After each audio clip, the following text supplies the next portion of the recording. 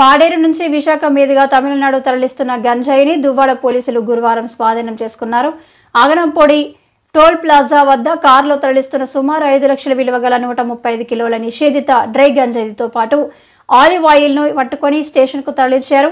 ఇద్దరిని అరెస్ట్ చేసి రిమాండ్ కు తరలించినట్లు డీసీపీ మేరీ ప్రశాంత్ తెలిపారు. మీడియా మిత్రులందరికీ శుభోదయం. నిన్న అంటే 27వ తారీఖు ఉదయం 10 గంటల సమయంలో మన టాస్క్ ఫోర్స్ పోలీసులకు రాబడిన సమాచారం మేరకు అగరంపూడి టోల్ గేట్ సమీపంలో మన దువ్వాడ పోలీసులు వాహన తనిఖీలు చేపట్టారు. ఆ చెకింగ్లో ఒక విశాఖపట్నం నుంచి అనకాపల్లి సైడ్ వెళ్తున్న ఒక వెహికల్ని చెక్ చేయగా ఇద్దరు ఉన్నారు. అందులో వాళ్ళని మనం అదుపులోకి తీసుకొని ప్రశ్నించిన మేరకు ఆ వెహికల్లో గంజాయి హ్యాష్ ఆయిల్ ఉన్నట్లు వాళ్ళు మనకు తెలియజెప్పారు. అదే మనం తనిఖీ చేసి నియర్లీ 2 కిలోల బరువు గల 67 బ్యాగ్స్ అంటే 135 కిలోల గంజాయి, అప్రాక్సిమేట్ 20 లక్షల విలువ గల గంజాయిని మనం స్వాధీనం చేసుకోవడం జరిగింది. ఆ ఇద్దరిని ముద్దాయిల్ని రిమాండ్కి పెట్టడం జరిగింది. వీళ్ళలో ఒకరు ముద్దాయి దుర్గారావని గన్నవరం కృష్ణా జిల్లాకు చెందినతను, ఇంకొకతను శివరామకృష్ణ ముస్నూరు మండలం ఏలూరు. సో వీళ్ళని రిమాండ్ పెట్టడం జరిగింది. వీళ్ళ మీద పాత కేసులు ఏమన్నా ఉన్నాయో చూసి అవి కూడా తగిన చర్య తీసుకుంటాం. మన రాష్ట్ర ప్రభుత్వం చాలా ప్రతిష్టాత్మకంగా ఈ గంజాయి అన్నది సమూలంగా నిర్మూలించాలి.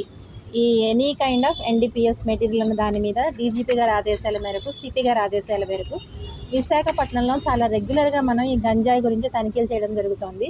మీరు చూసినట్లయితే లాస్ట్ 5 మంత్స్లో కొన్ని వందల గంజాయి మనం పట్టుకోవడం జరిగింది. చాలామంది మీద కేసులు కూడా పెట్టడం జరిగింది. అలాగే రైల్వే స్టేషన్లో కూడా మన స్నిఫర్ డాగ్, అది ట్రైన్డ్ స్నిఫర్ డాగ్, దాన్ని కూడా తీసుకొని అది కూడా డాగ్ సహాయంతో కూడా మనం గాంజా పట్టుకున్న సంఘటన మీకు అందరికీ కూడా తెలుసు. అలాగే మనం చెక్ పోస్టులు కూడా రెగ్యులర్గా 24/7 రన్ అవుతున్న చెక్ పోస్టులు ఉన్నాయి. అలానే మనకి మొబైల్ చెక్ పోస్టులు కూడా ఉన్నాయి. అంటే డైనమిక్గా ఒక స్పెసిఫిక్ ప్లేస్ కాకుండా యాజ్ ఆఫ్ ద ఇన్ఫర్మేషన్ ఏ రూట్లో గాంజా నిందితులు వచ్చే అవకాశం ఉంది, ఇవన్నీ కూడా మనం చెక్ పోస్టులని డైనమిక్గా కూడా ఆర్గనైజ్ చేస్తున్నాం. సో ప్రజలు కూడా మాకు సహకరించి మీకు తెలిసిన ఎలా మాకు సమాచారం ఇచ్చినట్ల వాళ్ళ యొక్క సమాచారం గోప్యంగా ఉంచబడుతుంది.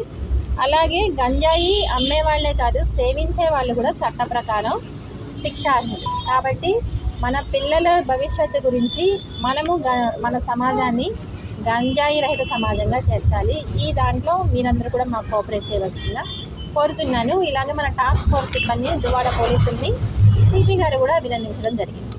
Thank you. పాడేరు నుంచి వీళ్ళు ఒక వ్యక్తి దగ్గర 5 లక్షల రూపాయలకి గంజాయి కొనుగోలు చేయడం జరిగింది. సో వాళ్ళ రెస్పెక్టివ్ జిల్లాలలో వాళ్ళు గంజాయి అమ్మడం కోసం వీటిని తీసుకువెళ్ళడం జరిగింది. సో ఆ కన్సర్న్ జిల్లా పోలీసులకు కూడా సమాచారం ఇస్తారు. పాడేరు నుంచి ఒక వ్యక్తి కృష్ణా జిల్లా గన్నవరం, ఇంకొక వ్యక్తి ముస్నూరు మండల్ ఏలూరు. చెన్నై తీసుకెళ్తున్నారు వాళ్ళు మన దగ్గర నుంచి. సో మిగతా లింక్స్ కూడా చెన్నైలో ఎవరెవరికి వీళ్ళు అమ్ముతారు, ఇంతకుముందు ఎవరెవరికి ఇచ్చారు, ఇవన్నీ కూడా మనం నిన్న కన్ఫెషన్లో రిపోర్ట్ చేయడం జరిగింది. అలాగే కస్టడీలోకి కూడా తీసుకునే అవసరమైతే ఇంకా ఫర్దర్ డీటెయిల్స్ కూడా వెరిఫై చేస్తాం. సో ప్రతి ఒక్కరికి గాంజా అమ్మే ఆలోచన రాకూడదు, ఎందుకంటే చాలా కఠినమైన చర్యలు మనం తీసుకుంటున్నాం. అలాగే ఎక్కువ సార్లు గాంజా అమ్మకాలను మనం దొరికిన వాళ్ళ మీద PD యాక్ట్లు కూడా పెట్టే సన్నాహాలు జరుగుతున్నాయి.